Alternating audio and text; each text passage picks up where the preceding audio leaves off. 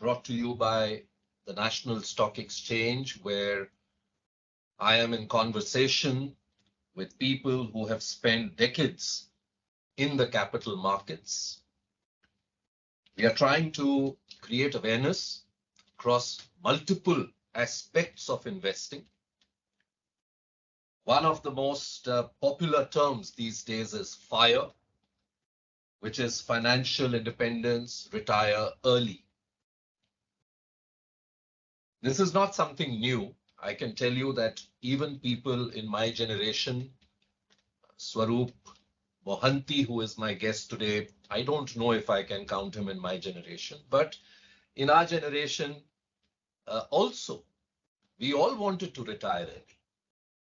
And what we would do with our life after retirement is not something we ever thought of, but we all wanted to retire by 40. Slowly 40 became 50. And then finally we felt, okay, why not just continue working?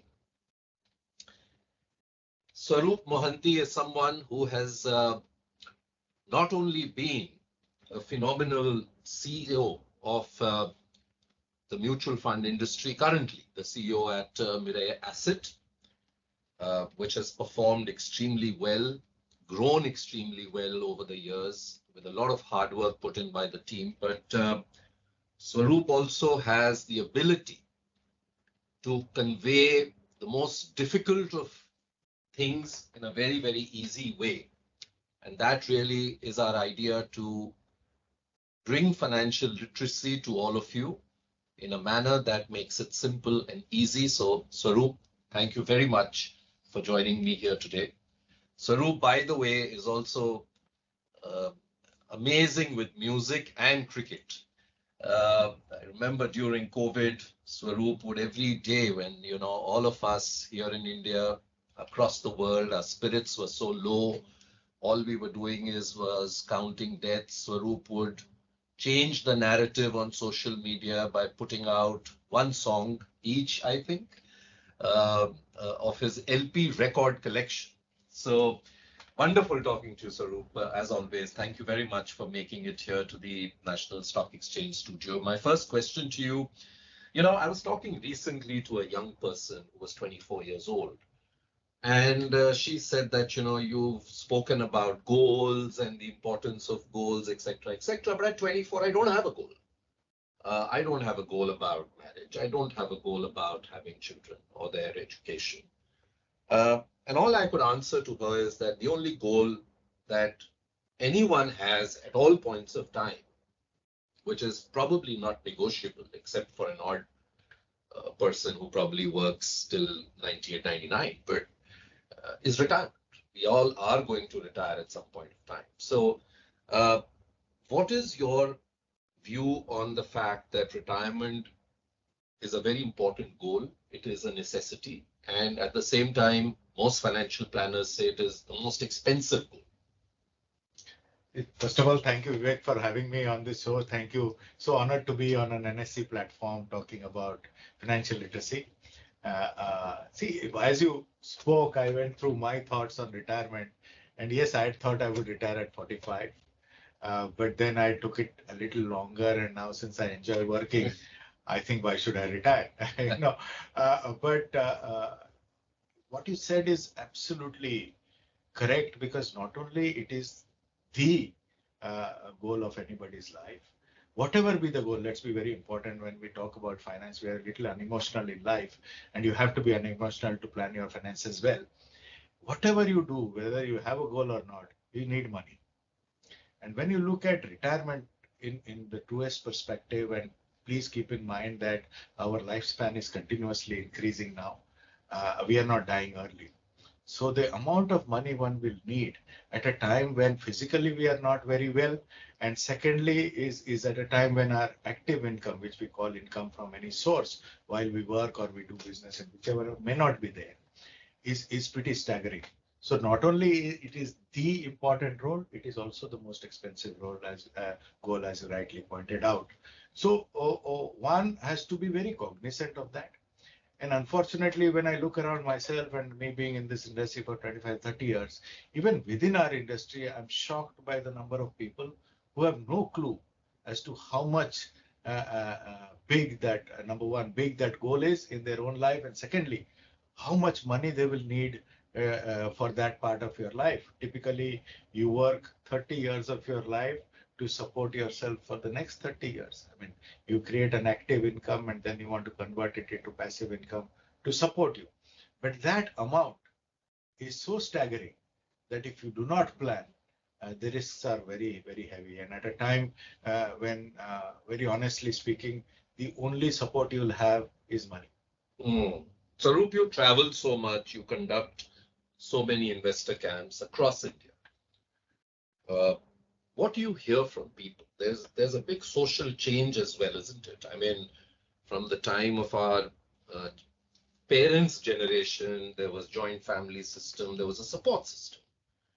Today we have a situation where a person may die, the body will be probably in a mortuary with all the children working abroad and finding it difficult to come back, right, in time. True.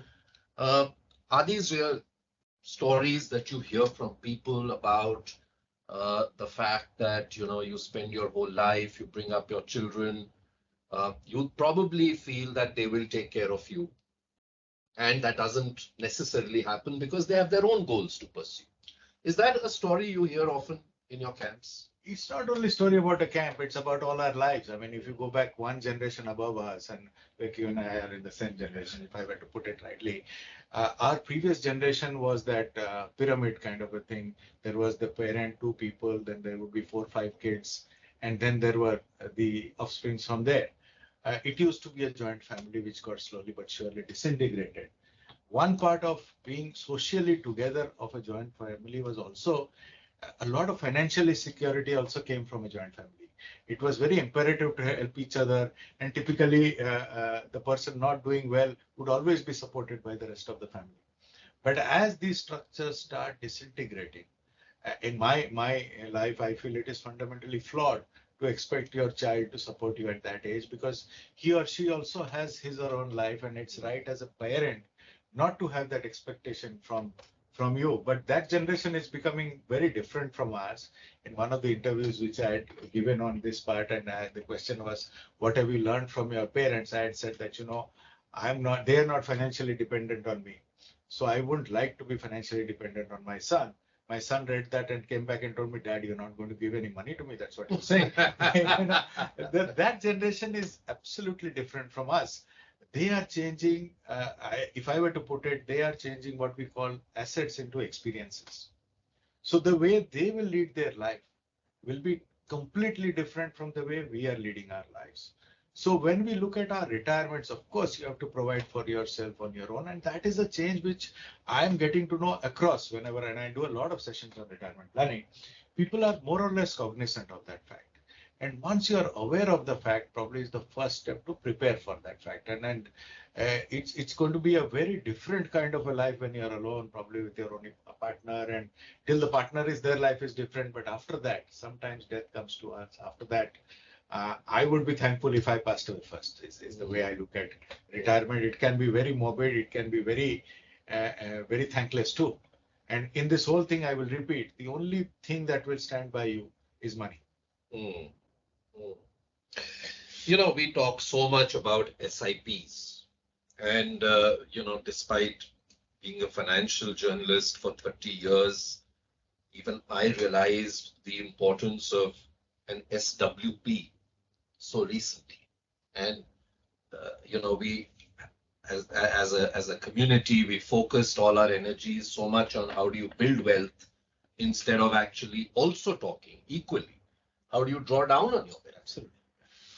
Because when you say financial independence, retire early, it's as much about accumulation and then drawing down. Does that bother you that we focus so much on building rather than actually spending, withdrawing in an easy way, tax efficient way, and spending it? Yeah, Vivek, I think you said it, because what will happen is all of us put together, you speaking in your own way, we trying to bring a fund, and that this large distribution community and advisor community, all of us will take the retiree to a retirement goal with a retirement kitty. The other part which I'm observing more often than not in this entire process, due to the insecurities which start growing, one loses the ability to spend. But the real fact is, actually slogged your life to reach a position. At that point of time, you should have not only the ability to spend, which I think planning will ensure, but more important, you should know the maths to spending, so you can lead your life at least at the life which you have been leading, if not less. You should never aim at leading a life lesser than what you are leading, and that should be a good retirement objective. And my worry is that if you do not know the maths of spending, then more often than not, you start getting into a shell and you start leading a life which you do not deserve. But if you can plan it well, and like you rightly said, one of the best options is the SWP option, and get the small maths of SWP right, you can lead a very enriching retired life. I dare say a better life than what you've led while working. And it's very easy if you know the maths. I know there is no one single math because, Swarup, as we've been saying, personal finance is personal. Correct. And somebody may be happy with 1 lakh a month, somebody may not be happy with 5 lakh a month post-retirement. But is there a reasonable number, just as an illustration, which may resonate? Because when we consume media, we hear big numbers, right? 10 crore, 15 crore. And I think a lot of young people who are already anyway, who think personal finance is very complicated and jargonized, they get even more worried and they walk away. So when, one hears these big numbers, what we don't see is that it is achievable with small pockets of investment continuously. So if you could talk about it more as an illustration, I'm qualifying it because it's not one size fits all. Yeah, first of all, personal finance is aimed to make life easy. If you want to complicate it, you can. But if you draw down the maths and make it simple, it is actually quite easy. I have a very simple formula: 35,000 rupees of SIP per month at a top up of 10% every year in 10 years. In a 10% return gives you 1 crore in 10 years. 35,000 top up of 10% per year. That is step up SIP at 10% will give you 1 crore in 10 years. So achieving 1 crore is not very complicated. Knowing the maths is more important. There are enough studies which say that if you want to retire in a mid and above kind of a city in India, the minimum that you would need for your basic needs, and I'm not talking about your want part of that, that's the need part, will require around 3 crores per individual in the family. That's the kind of a ballpark we kind of follow when we talk about giving any kind of maths. But as you rightly said, personal finance is personal and it should be catering to each person's individual. And trust me, everybody's individual approach to life is correct. If we were all similar, we would be robots at the end of the day, but we are not. We are humans. So we are allowed to pursue our dreams. We are allowed to pursue our passions in life. And hence, if one can just know oneself a little better and ask oneself the right questions, one can always arrive at what you want to do at the time of retirement. And then, since everybody's retirement wish or goal will be very different, everybody's plans will be very different. But if you can plan it a little better and then take care of two things, and both things fall under the broad banner of inflation. One is the broad economic inflation and the other is the lifestyle inflation. One can arrive at those goals with some very systematic sort of investing, which we call the SIP. And the best way to do an SIP is to have a goal. If you have a goal, you know what kind of portfolio you need. If you don't know what you want, you will never know where to invest. So it is knowing why you want to invest is most important. And retirement why is probably the number one why you should have for investing in life. So SIP is a great way of reaching there. Just know your maths and it is all achievable. Anything is achievable through small amounts, and the power of compounding is probably the biggest thing that can help you. The other part you should always remember when it comes to a retirement kitty, and this is something which we talk about, is your retirement kitty planning should be segregated from other plans. Because while there is the power of compounding, it grows your money. Taking out money also breaks that retirement, that compounding. So the amount which you want to keep for your retirement should be a segregated portfolio and kept aside, not to be touched at all. The rest of the monies can be touched, or the rest of the monies can be flexible, because your retirement is sure and the amount of money you need will be fairly definite. So that something my personal advice would be to create a separate portfolio, and please don't redeem any money from that portfolio. Mm. What, according to you, Swarup, is financial independence? I think, first of all, before going into financial independence, there is one step before, and to understand what is wealth. And all of us have read enough, but I read one statement by the great financial planner Robert Kiyosaki, and I was 26 when I read it, so I was very fortunate to have read it there. He says that if you stopped working today, how many days would you live with the amount of money? That's the amount. That is your wealth. And if you can see your rest of your life with the amount of money, then you have enough wealth. So it is that day when your passive income, that is income from your money that you have, can support you for the rest of your life. It's the day when you achieve financial independence.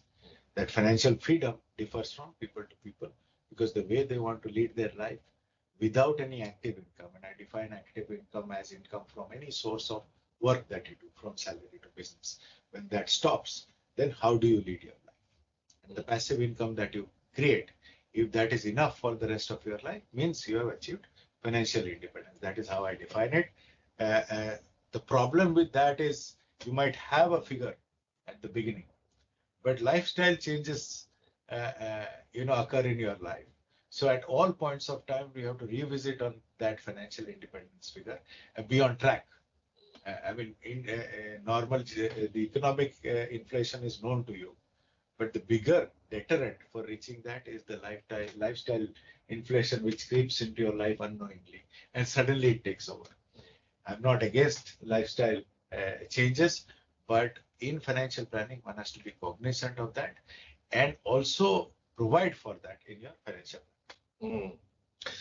Two factors about the current generation, and as it is said that each generation is smarter than the previous generation. They're a very smart set of people.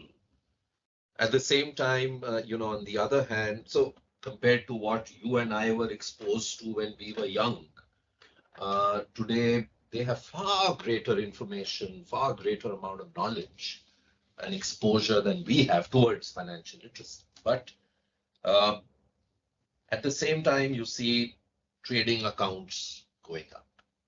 You see gaming apps booming. You see, okay, they've had a bit of a trouble with the GST, but still people going there. When crypto, before the tax changes came, it was a riot during that period. Buy now, pay later, that I think you were alluding to, is a reality. Uh, and therefore, when you speak to a young person, so even when we went to college or got our first job, we all felt, oh, finally I'm earning, and there was probably a higher propensity to want to spend, that now I'm no longer dependent. But do you feel somewhere that our youth needs to understand the fact that it's okay, you spend, you've just become a salaried person or you've just started your company, but do not let go of that small little amount that you could invest, which could become crores, which we probably in our generation didn't have the knowledge of doing. With two sides to the story. Okay. First one, let's look at the young of India. The young of India are completely different from our age. And we were different compared to my father's age. First, economically, they're superior. Because over the years, India has started accumulating wealth. So the amount of money they have through inheritance or otherwise is far superior to what we had. Point number two, as you rightly pointed out, they are knowledge-wise far superior. Everything is available on the phone. And their outlook towards their life will be completely different to the outlook that we have. If you look at the difference between me and my son has absolutely no desire to own a house ever. He has no desire to own a car, which in today's planners or my life is a big part of my financial planning. And now it's not that they want to inherit my house. They're okay living in a rented apartment and not doing it up the way we did up. Their life, their assets are experiences. Our assets are physical assets. So when you look at their life, their way of outlook towards money will obviously be very different.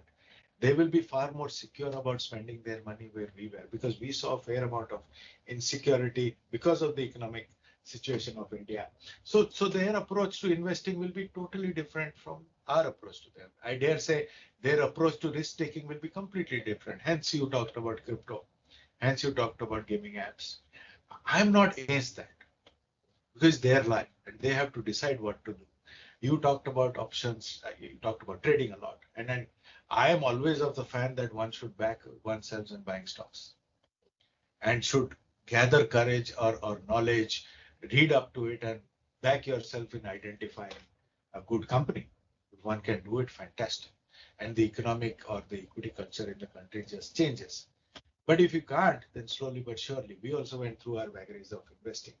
My biggest regret is I should have invested earlier. So it's not that we were perfect, and I don't expect them to be perfect. But I'm banking on their smartness to be secure at one point of time and change course when they make mistakes. I'm in awe of this kind of generation. Their ability to retract from mistakes is high. And they're not caught up as emotionally with the past as we were. So it is a process. They will also learn. But I expect their investing to be a little different in far more varied instruments than we. That's a reality. It's been wonderful talking to you, Swarup. Thank you very much for coming by and Oh, speaking. thank you so much, Thank Vivek, you. for having me, and big thank you to NSC for doing this.